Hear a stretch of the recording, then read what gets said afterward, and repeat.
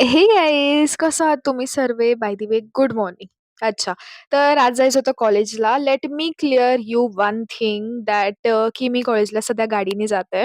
मी हे विसरले सांगायला, काय माहिती कसं काय? म्हणून तुम्हाला बसचं चित्र दिसत नाहीये अजून. तर आज होता मंडे आणि आता पूर्ण वीक आपण कॉलेजमध्येच काढणार आहोत.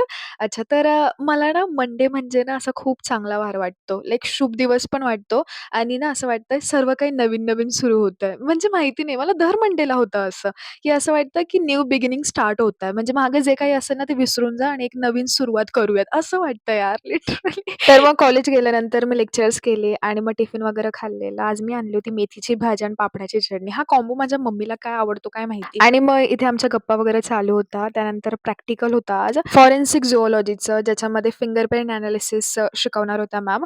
आता मी लास्ट वीकमध्ये ॲब्सेंट होते म्हणून मला इतकं काही डीप माहिती नव्हतं. स्टिल मला सगळं काही कव्हर करणं बाकी आहे माझं अजून. पण मी मॅमच्या फक्त इन्स्ट्रक्शनला फॉलो करून प्रॅक्टिकल करत होते अटेम्प्ट आणि ना वन थिंग यार मला खूप इंटरेस्टेड होता. लाइक म्हणजे मला कधी बिलीव्ह नव्हतं होत, की मला फॉरेन्सिकमध्ये इंटरेस्ट येईल. बट मला थोडं-थोडं इंटरेस्ट यायला लागलाय. बट असो यार मला इंटरेस्ट कशात नाहीये. मला सर्वच ह्याच्यामध्ये इंटरेस्ट आहे. सर्वच मला असं वाटतं थोडं-थोडं करावं. असं कधी होणार आहे का? अशक्य आहे गाईज अच्छा, तर आज मी कॉलेजवरनं थोडं लवकर निघाले घरी यायला. कारण मला खूप सारे कामं करायचे होते. माझे मेन कामं होते ते. कारण माझ्यासोबत गाडी होती. सो मी इकडे-तिकडे जाऊ शकते. पण आता आज मला पास पण काढायचा होता बसचा.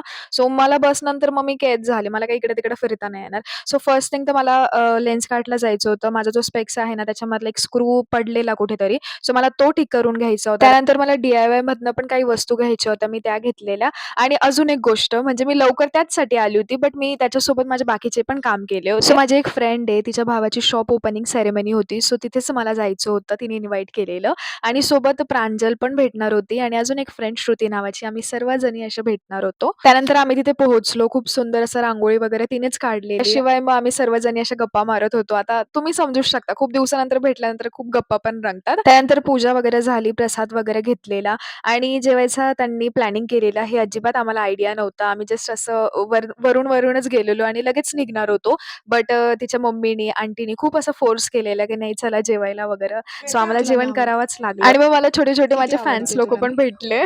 सो अशा प्रकारे सगळा काही कार्यक्रम आटोपला. Thank you for watching. भेटूयात उद्याच्या व्लॉगला. Bye bye. Good night. Do like, share, comment and subscribe.